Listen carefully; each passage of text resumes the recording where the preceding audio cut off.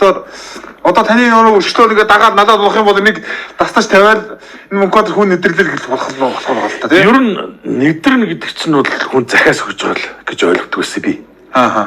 Хохин бэлтгэлээ сая гэж. Тэ? Яг нэдрүүлж байгаа.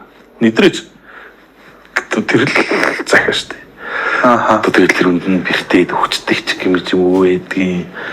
Бидний хувьд бол тэгж би л тэгж ойлгодог гэсэн. Хүнд нэдрүүлэх юм бол бэлтгэлээ сая да.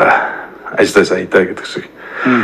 Тэрнээс шинэнд нэдрүүлчлээ гэдэг жуурлаа. Одоо хүмүүс хүмүүсд захиас л өгч л багш. Даалгавар өгч тэ. Ахаа нэдрээрээ л гэж байна. Тийш нэдрүүл. Тэгж ашиг хариулаа тий. Ачин нэдэрч хариулаарай.